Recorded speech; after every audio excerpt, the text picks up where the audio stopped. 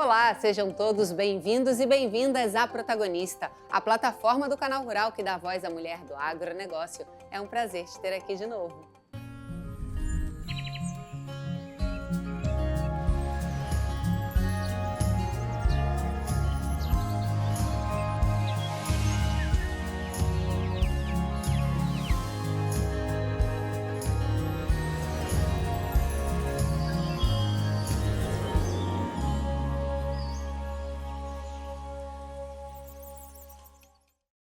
Gerir uma propriedade rural vai muito além de plantar e colher. Envolve planejamento, tomada de decisão, visão de futuro e, principalmente, saber liderar pessoas.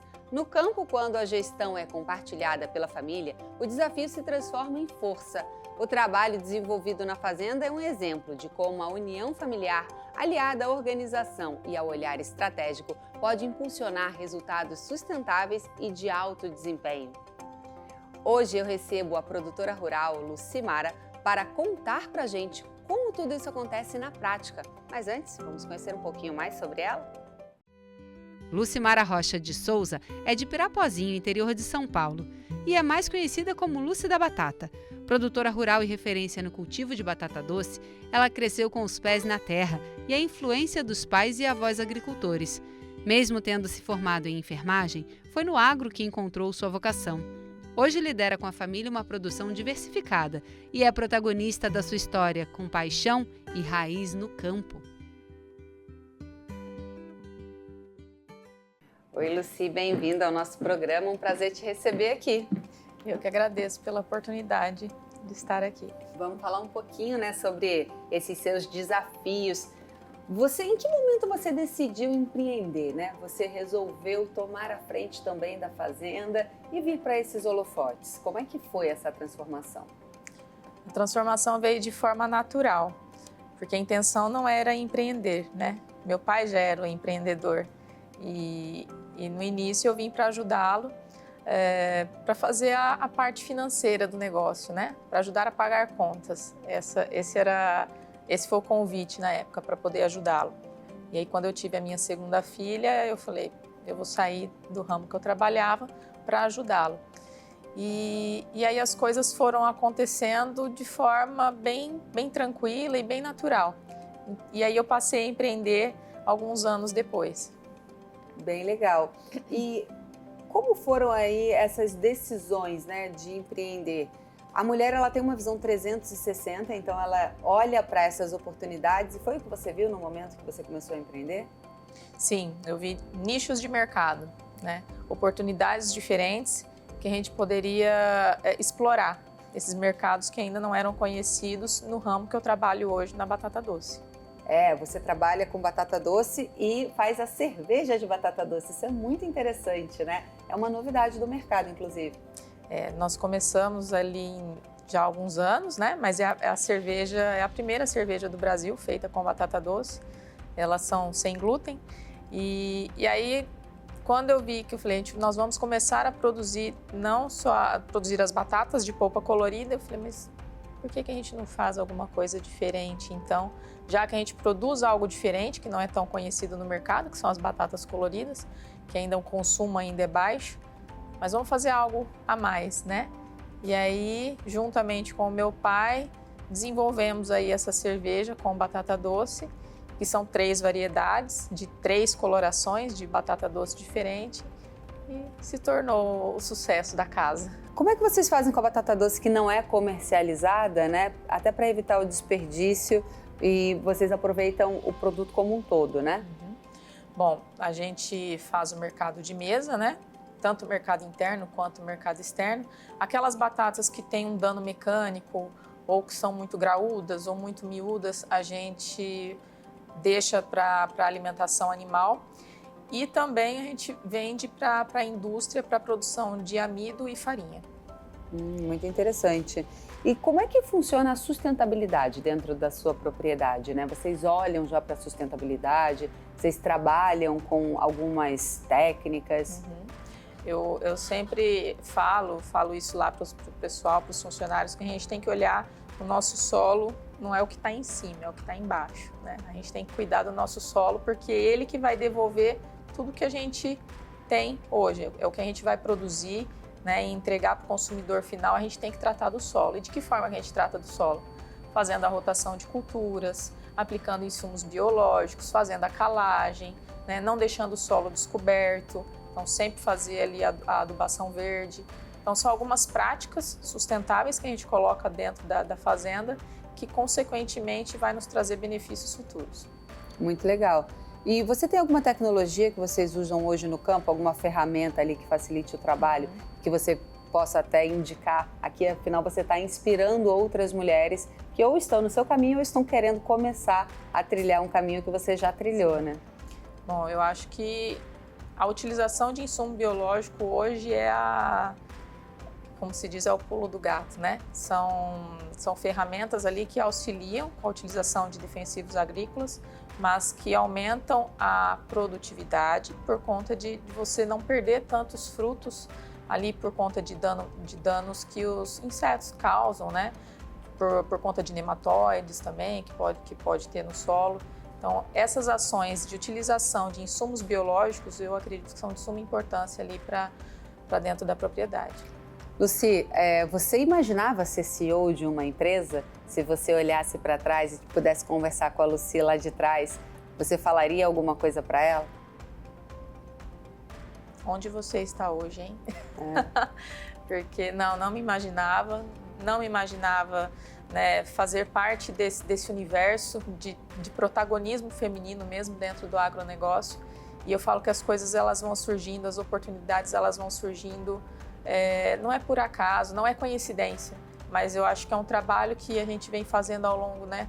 Todo dia você faz um pouquinho e você não faz pensando só em si, você faz pensando em outras pessoas também e as coisas chegam de forma natural. Ah, que bom. Uma linda trajetória, Lucy. Adorei conhecer um pouquinho mais você e pegar todas essas dicas. Obrigada pela participação aqui com a gente. Eu que agradeço. Bom, agora eu tenho um recado para você, mulher do agro. A gente também quer conhecer a sua história, é fácil. Basta acessar o QR Code na tela e preencher o formulário. Quem sabe você não é a próxima a estar aqui comigo compartilhando a sua trajetória. E no próximo bloco vamos entender como as queimadas afetam silenciosamente a saúde do solo e o que o agro pode fazer para proteger a sua produtividade. A gente volta já já.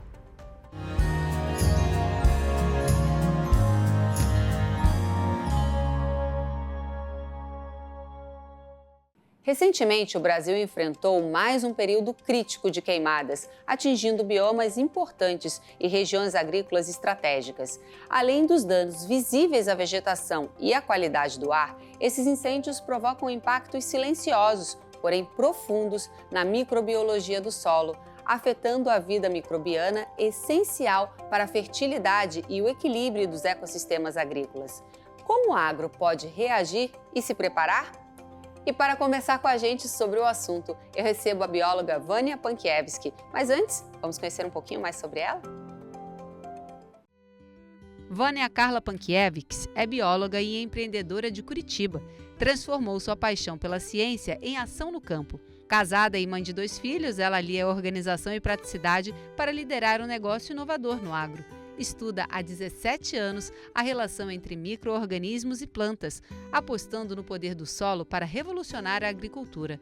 Protagonista por essência, Vânia trocou a universidade pelo desafio de empreender, criando caminhos e soluções a partir da raiz.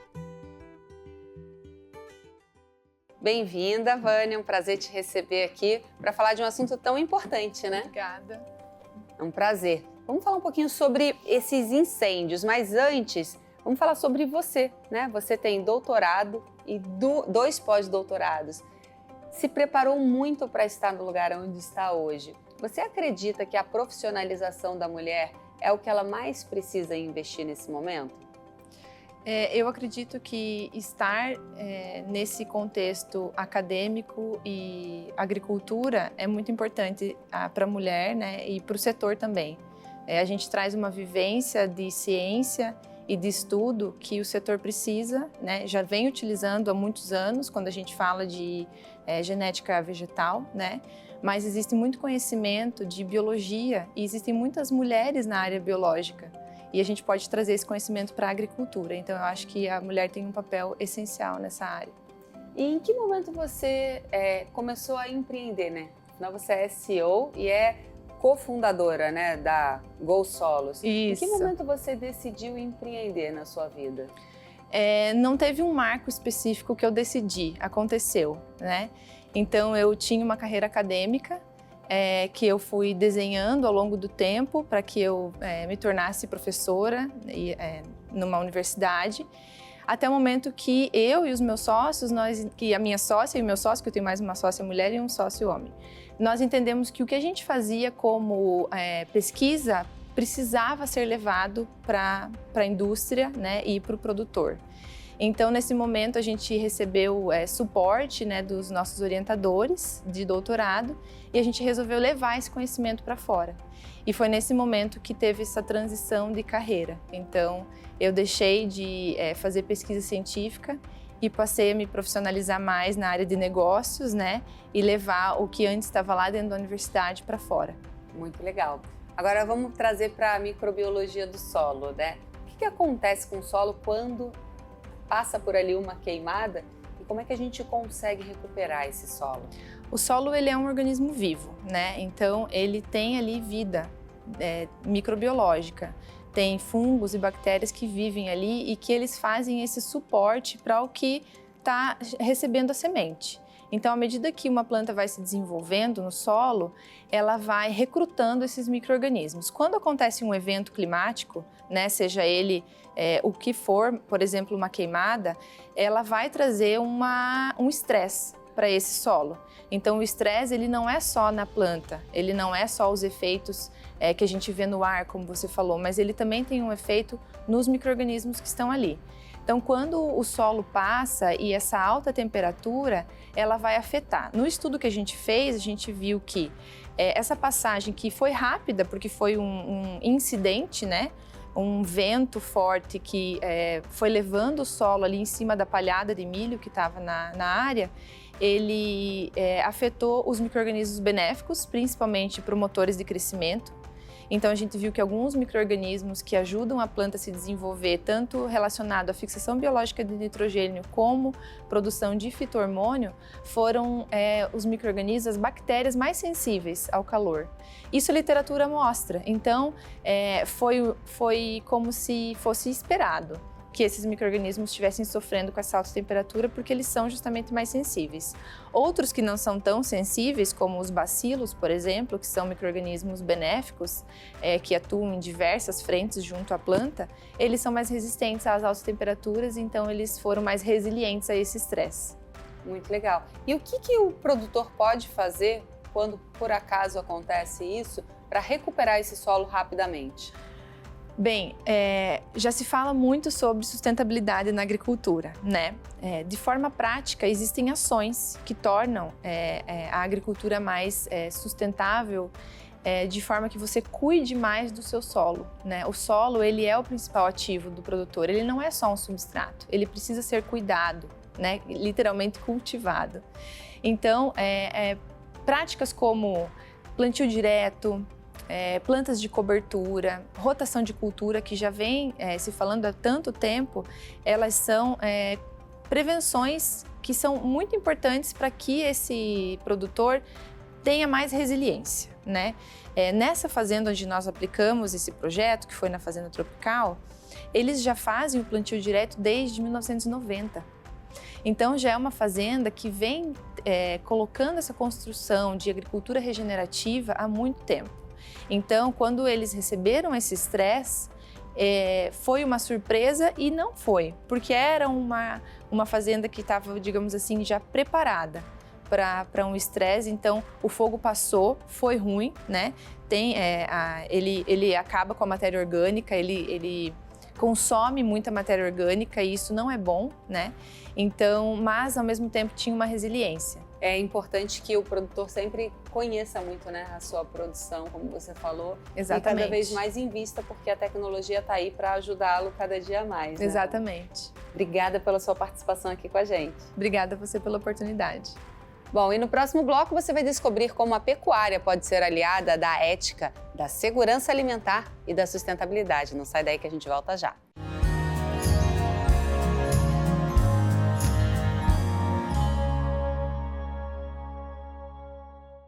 Antes de chegar à mesa do consumidor, a carne percorre uma longa cadeia produtiva que começa no campo e envolve decisões fundamentais sobre o manejo, bem-estar animal e sustentabilidade.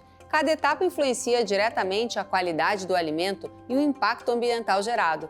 Hoje vamos entender como práticas conscientes e humanizadas podem transformar a pecuária em uma atividade mais ética, segura e responsável, do nascimento do animal ao processo final de abate. E para falar sobre o assunto, eu recebo a empreendedora Amália Sex. Mas antes, vamos conhecer um pouco mais sobre ela. Nascida em Andeara, interior de São Paulo, Amália Sex é bacharel em Direito pela FAAP, artista nas horas vagas e mãe do pequeno Antônio. Casada há 8 anos, encontrou no agro seu propósito ao criar a Beef Passion, marca pioneira em carne sustentável no Brasil. Proativa e movida pelo desejo de ser uma pessoa melhor, Amália é protagonista da própria história e escreve todos os dias novos capítulos com coragem, sensibilidade e inovação.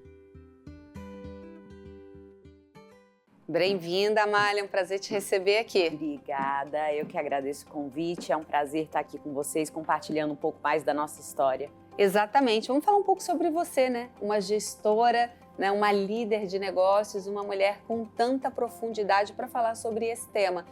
Você sempre se imaginou nesse lugar?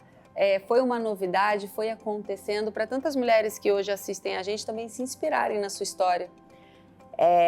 O empreendedorismo sempre teve na minha veia, né? Desde criança, eu acredito que ser empreendedor é isso, é resolver um problema que a gente precisa ou que falte, né? E no caso da Beef Passion, eu sou ex-vegetariana, eu não me via atuando e nem consumindo, né, um produto que eu não tinha ideia da procedência. Eu também tinha algumas questões filosóficas sobre o bem-estar animal, sobre a morte desse animal.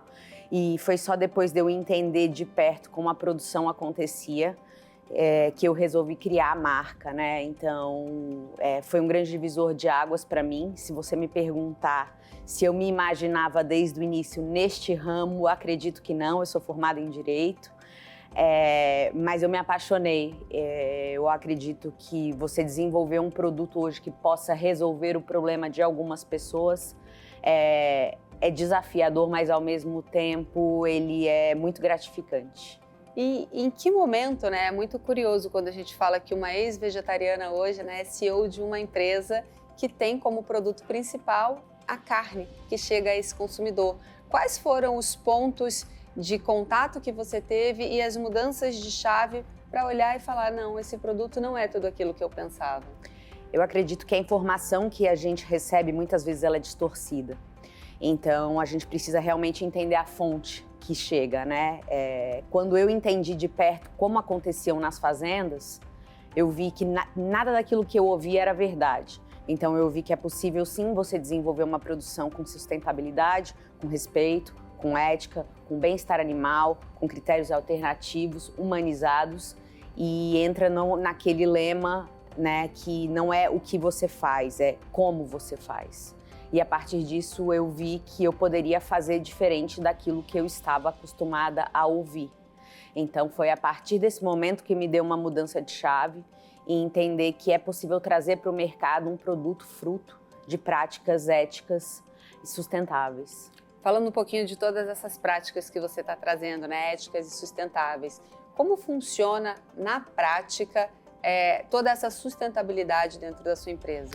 Quando a gente fala em sustentabilidade, a gente tem que olhar para 3 pilares, não só para o ambiental, né, mas para o social e para o trabalhista também. Então, a sustentabilidade ela é um conjunto de fatores. Então, quando a gente respeita a biodiversidade e os recursos naturais e emprega dentro desse contexto todo uma responsabilidade social, eu acredito que a gente consegue ter um ecossistema completo. Né? Então, por exemplo, o manejo dos animais precisa ser um manejo respeitoso, sem nada nas mãos. Eles têm hoje um spa bovino, onde eles têm estímulos, eles brincam com bola, eles ouvem música. Esse abate é insensibilizado, fazendo que esse animal não tenha nenhum tipo de desconforto. ao longo da vida também desse animal, ele é criado com todo respeito e conforto térmico, inclusive com suplementação nutricional desenvolvida para a melhor qualidade desse produto final. Então, são muitas práticas que vão agregando todo um ecossistema, né? O respeito à natureza, a preservação de matas e nascentes, reutilização de resíduos, que todos os nossos funcionários precisam ter, né? Quando a gente fala da parte social, os filhos matriculados em escolas, são registrados em regime de CLT. Então, é trazer para o agro alguns pilares que são fundamentais para que um ecossistema funcione da melhor forma possível, olhando aí todos os pontos de melhoria que podem ser empregados. E é importante porque a partir desse processo você para de vender commodity e começa a vender produto. Com certeza. Isso é um desafio no mercado brasileiro, porque nós temos uma abundância desse produto. Mas quando você consegue contar essa história para o seu cliente final e ele entende o porquê o seu produto tem um valor diferenciado, todo esse contexto que é empregado na produção faz muito mais sentido, tanto para o termo de valorização do produto como de remuneração do produtor também. Hoje a gente está num bom momento para a pecuária, né? Mas nem sempre é assim. E você vem durante todo esse processo, além disso, trabalhando também um produto diferenciado. Quais são os maiores desafios que hoje o pecuarista está enfrentando, principalmente quando ele olha para o produto, né, e não para a commodity? Eu acredito que é a escala, né? Quando a gente negocia preço, é muito mais fácil você colocar esse produto no mercado. Quando você tem valor, é necessário exigir um nível de consciência das pessoas envolvidas. Enquanto o consumidor não entender a importância e a responsabilidade de uma produção sustentável, nós que estamos na ponta, no varejo, vendendo esse produto, a gente não consegue ter um resultado tão eficiente. Então, enquanto todo mundo questionar somente o preço, todo esse valor, né, empregado dentro dessa produção acaba sendo não suficiente. Então, é uma mudança cultural, eu acredito, de reentender, respeitar e valorizar hoje os produtores que fazem um trabalho diferenciado, não só pelo preço final, mas por tudo aquilo que ele agrega dentro do contexto produtivo. Muito legal. E que bom, né, ver uma mulher à frente desse projeto tão bonito que pode ser replicado, né? Afinal, a gente sempre copia aquilo que é bom no mercado, né? Vamos utilizar mais a sustentabilidade e esse produto como um todo, né? Fazer com que a gente saia da commodity e se transforme em produtos. Não, com certeza. É desafiador por ser um universo mais masculino, mas eu acredito que nós, mulheres, temos uma sensibilidade diferente para olhar para as coisas de uma forma que talvez o homem não tenha, né? Enfim, todos têm qualidades maravilhosas, mas esse olhar diferenciado eu acredito que é um que fez uma diferença dentro do projeto da Beef Passion. Então, eu sou muito feliz realizada em trabalhar nessa área e acredito que nós mulheres somos capazes de fazer aquilo que a gente quiser. Exatamente, muito bonito ver aqui uma mulher CEO que trouxe essa empresa que não só hoje toca a empresa, mas idealizou essa empresa desde o início e vê tantas oportunidades e só continua crescendo. Parabéns pelo projeto. Obrigada, obrigada. Bom, o programa chegou ao fim. Para continuar acompanhando tudo o que acontece no mundo do agronegócio, especialmente no universo da mulher, não deixe de acessar as redes sociais da Protagonista. Fique por dentro de conteúdos exclusivos, histórias inspiradoras e dicas práticas que vão transformar a sua jornada no campo. É fácil, basta apontar a câmera do seu celular para o QR Code que está na tela e nos acompanhar nas redes sociais. Nos siga no Instagram, acesse o nosso site, entre na nossa comunidade do WhatsApp e aproveite para conferir todas as nossas entrevistas na íntegra no nosso canal do YouTube. A gente se vê aqui na semana que vem, combinado? Até lá!